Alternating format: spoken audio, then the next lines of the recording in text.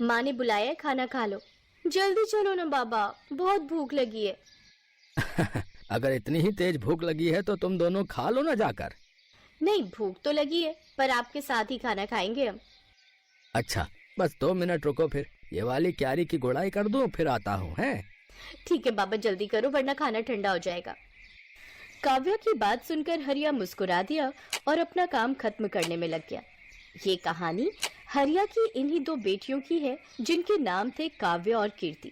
दोनों बहनें अपने बाबा हरिया और माँ गीता के साथ गांव में रहती थीं, जहां उनके घर के ठीक सामने उनका बड़ा सा खेत था और खेत के बगल में एक बड़ा सा तालाब भी था। फिर उस दिन घर जाते हुए, बाबा ये खेत तो हमारे काम का है, लेकिन ये तालाब हमारे किसी काम का नहीं है, आप इसे बेच क्यों नहीं देते? हाँ, और इसे बेचकर जो पैसे मिलेंगे उससे हम बढ़िया बढ़िया चीजें खरीदेंगे। ऐसा कभी मत करना मेरी बच्चियों। ये तालाब तुम्हारे दादाजी की आखिरी निशानी है। पता है, कई साल लगाकर उन्होंने बड़ी मेहनत से इसे खोदा था। क्या सच में अकेले ही उन्होंने इतना बड़ा तालाब खोद दिया? बातें करते हुए हरिया और उसकी दोनों बेटियां अब घर आ चुके थे। हरिया की पत्नी गीता ने उन सबके लिए खाना लगा दिया और सभी एक साथ खाना खाने बैठ गए। फिर खाना खाते हुए, बाबा आगे बताओ ना फिर क्या हुआ? अच्छा, तो तुम दोनों पूरी कहानी सुनना चाहती हो? हाँ बाबा, बताओ ना। तो फिर सुनो। एक बार की बात है, हमारे गांव में कई साल पहले भयंकर सूखा पड़ा। बड़ी मुसीबत की घड़ी थी वो। पर उस घड़ी में भी तुम्हारे दादाजी ने हार नहीं मानी। उस साल बारिश नहीं हुई थी तो किसी के पास कुछ करने के लिए था ही नहीं। फिर क्या हुआ बाबा? फिर उन्होंने सोचा कि अगली बार कभी ऐसी स्थिति बने तो हमें उसके लिए पहले ही तैयार रहना चाहिए। तो उन्होंने उठाया फावड़ा और अपने ही खेत में उसे चलाना शुरू कर दिया। सूखे खेत में बाबा? हाँ, सूखे खेत में। फिर वो फावड़ा चलाते गए चलाते गए। गांव वालों को लगा कि वो पागल हो गए हैं, लेकिन ऐसा नहीं था। कई महीनों तक वो अकेले ही उस खेत को खोदते रहे और फिर धीरे धीरे उसने एक बड़े से गड्ढे का रूप ले लिया, यानी वो तालाब बन गया। फिर उसमें से पानी निकला बाबा? ऐसे थोड़े ही निकल आता है पानी। फिर उन्होंने इंतजार किया। जब बारिश आई तो सब देखते ही रह गए, क्योंकि बारिश के बाद वो बड़ा सा गड्ढा सुंदर सा तालाब बन चुका था और उसमें ढेर सारा पानी जमा हो गया था। तब जाकर गांव के लोगों को समझ आया कि बाबा ने असल में बारिश के पानी का संचय किया है, जो अगले साल की बारिश तक सबके काम आने वाला था। अरे वाह, दादाजी ने तो कमाल कर दिया। अब तुम्हारे दादाजी नहीं है, लेकिन उनका दिया हुआ यह तालाब और उनकी सीख की मुसीबत की घड़ी में हार नहीं माननी चाहिए, ये आज भी हमारे साथ है बेटा। हाँ, सही कहा आपने बाबा।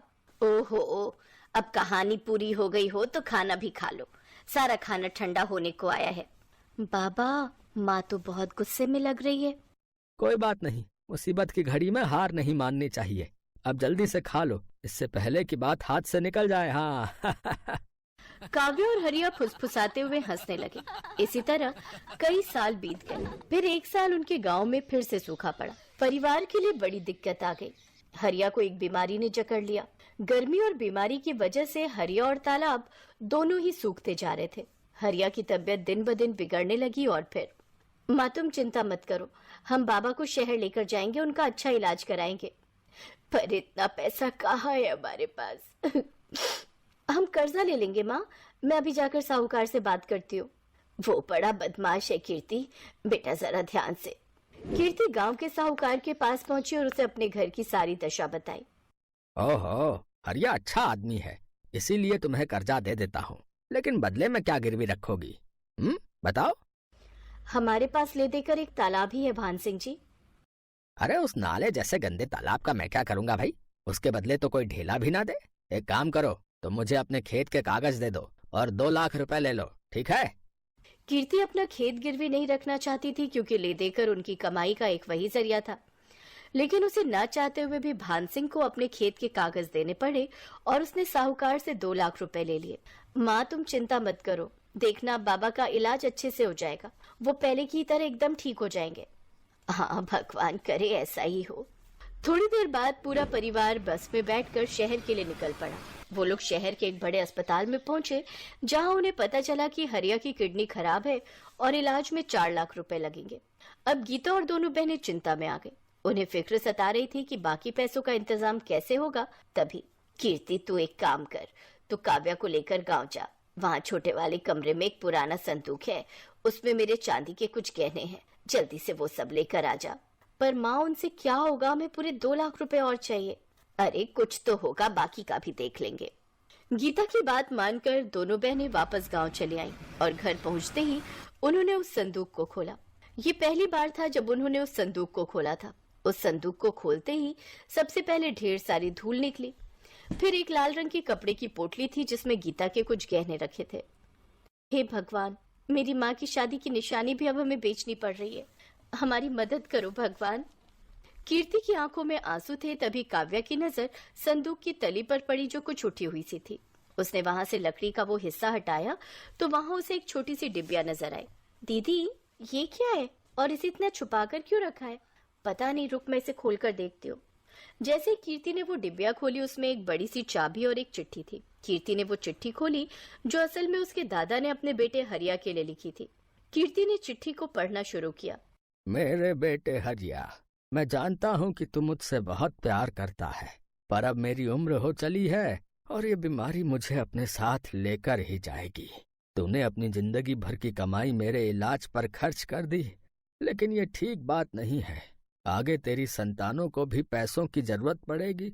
एक राज छिपा कर रखा मैंने तुझसे, ताकि तू या तेरी संतानें सही वक्त आने पर उसका इस्तेमाल कर सके। तालाब की खुदाई करते वक्त मुझे कुछ मिला था। ये चाबी तेरी सारी समस्याएं खत्म कर देगी। बस याद रखना कि ये चाबी असल में मेरे दिल की है। दीदी, क्या दादाजी ने पैसे या गहने छुपा कर रखे होंगे कहीं? हाँ काव्या, लगता तो ऐसा ही है।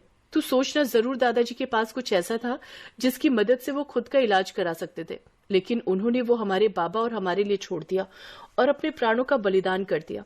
पर सवाल ये है कि क्या बाबा को इस बारे में कुछ पता नहीं चला? कैसे पता चलता? कितना छुपा कर तो रखी थी ये डिबिया दादाजी ने। वो तो पता नहीं कैसे मेरी नजर पड़ गई इस पर। लेकिन दीदी, ये चिट्ठी के आखिर में किस तरह की पहेली है?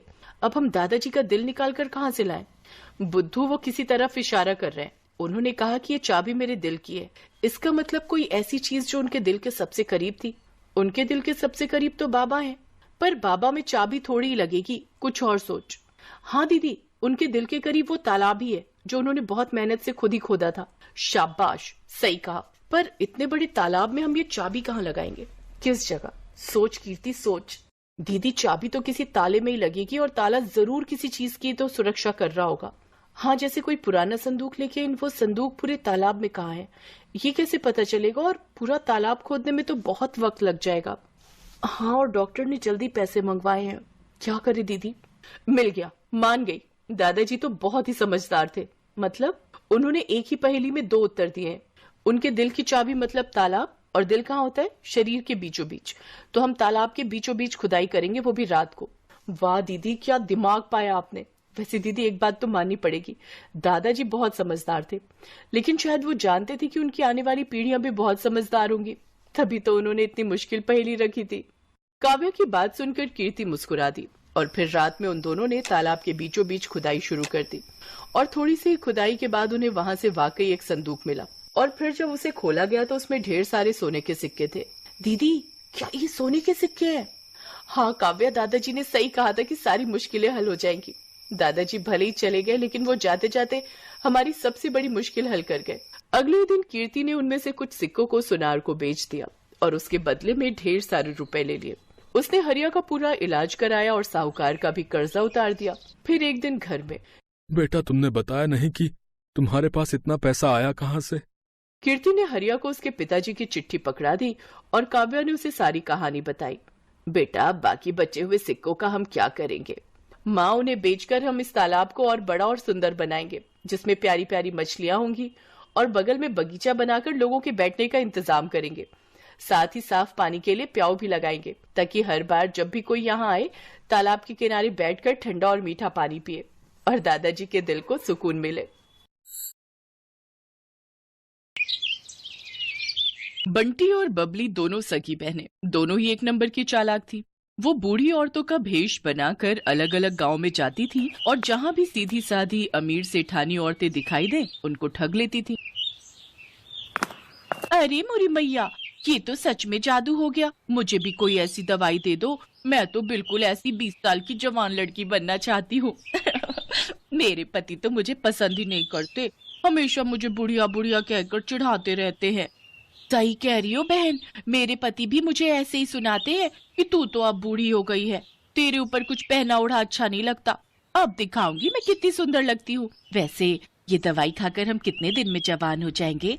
बस एक बार ये 1 हफ्ता दवाई खा लो, उसके बाद आने वाले 1 हफ्ते के अंदर तुम्हारे अंदर बदलाव आ जाएगा।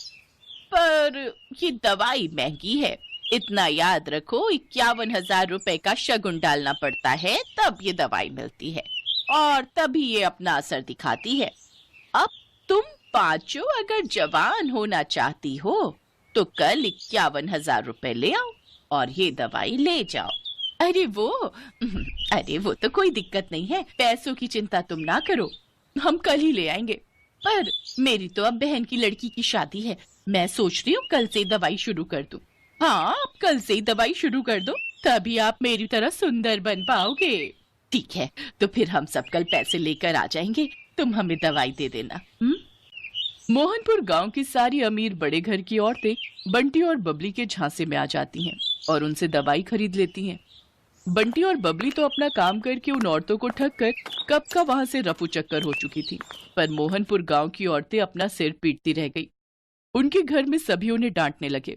अरे तुम पागल हो क्या? तुम्हारी उम्र हो गई, बाल पक गए, पर अक्ल अभी भी बच्चों वाली है।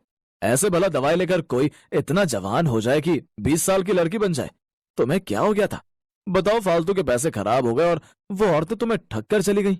अरे मुझे अकेली को क्यों डांट रहे हो? सब किया धरा उस सुशीला का है, वही मुझे उन औरतों के पास ले गई थी। पर मुझे अभी तक समझ में नहीं आ रहा है कि उनमें से एक बूढ़ी दादी और वो उसकी पोती, क्या जो हमें पागल बना रही थी वो दादी पोती है क्या?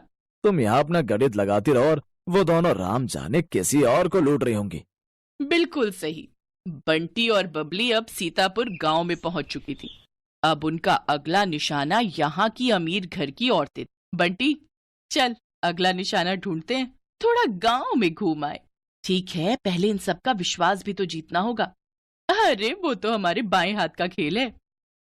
बंटी और बबली 2 बुढ़िया बनकर सीतापुर गांव में घूमने लगी।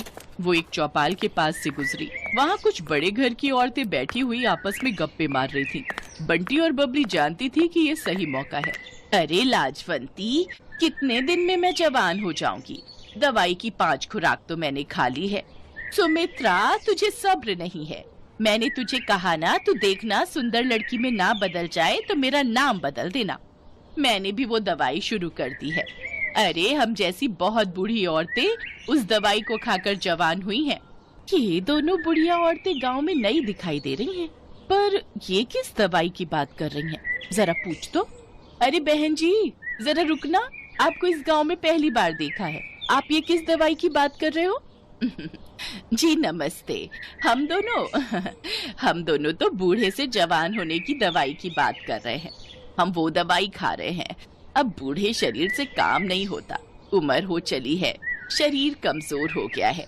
हमें किसी ने दवाई दी थी कि इसको खाने से हम बहुत जल्दी जवान लड़की बन जाएंगे, तो हम इसी बारे में बात कर रहे हैं। हाय हाय हाय, सचमुच बुढ़ापा झेला ही नहीं जाता। कभी कोई बीमारी शरीर को घेर लेती है तो कभी कोई। हमसे अब बुढ़ापा सहन नहीं होता, इसलिए हम जवान होने की दवाई खा रहे हैं। अच्छा, तो अगर हम लोग वो दवाई खाएं, क्या तुम हमें भी वो दवाई दे सकती हो? हाँ, क्यों नहीं, वो दवाई तो हम जरूर दे सकते हैं। उसके लिए 51,000 रुपए देने होंगे, वो शगुन होता है। हाँ, ठीक है, पर पहले आप हमें इस बात का सबूत दो कि वो दवाई सचमुच हमें जवान बना देगी। मेरी दवाई को 5 दिन हो चुके हैं, बस कल एक दवाई और लेनी है, फिर परसों मैं तुम्हें एक जवान लड़की के रूप में दिखाई दूंगी। ठीक है, तो फिर हम परसों ही दवाई खरीदेंगे। पहले तुम्हें देख तो ले, आजकल चोर उचक्के बेईमान ठग बहुत लूटने लगे हैं। अरे तो ठीक है, आप जब परसों सुमित्रा को लड़की के रूप में देखोगे तभी आपको विश्वास होगा।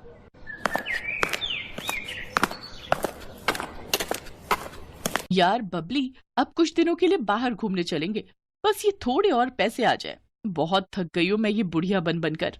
ठीक है, बस ये काम हो जाए, फिर इस बार हम लंबी छुट्टियों पर चलेंगे। बंटी और बबली इस बार बहुत खुश थी क्योंकि उनके पास इस बार बेईमानी के बहुत सारे पैसे जुड़ चुके थे। अगले दिन गांव की सारी अमीर घर की औरतें बंटी और बबली के पास दवाई लेने पहुंच जाती हैं। ये मेरी ननद है, कल ही दूसरे गांव से आई है। मैंने इसे भी आपके बारे में बताया तो ये बोल रही है कि इसे भी वो दवाई चाहिए जिससे आप बूढ़े से जवान हो जाओ। वैसे आपकी दूसरी साथी कहाँ है? क्या वो जवान हो गई? हाँ बहन जी, वो तो कल रात को ही जवान हो गई थी। अरे सुमित्रा, जरा सामने आ जल्दी से, इन्हें अपना जादू दिखा। सब औरतें चौंक जाती हैं क्योंकि बबली अब एक लड़की के रूप में थी। तभी सेठानी की ननद बोली, क्या बात है, वैसे कितने दिन लगे आपको बुढ़िया से जवान होने में? मुझे तो 1 हफ्ता लगा था। वैसे अब दवाई में नया तरीका अपनाया गया है, आप सबको सिर्फ 2 दिन ही लगेंगे। अब आप जल्दी से ये पैसे जमा कर दो तो हम आपको दवाई दे दें।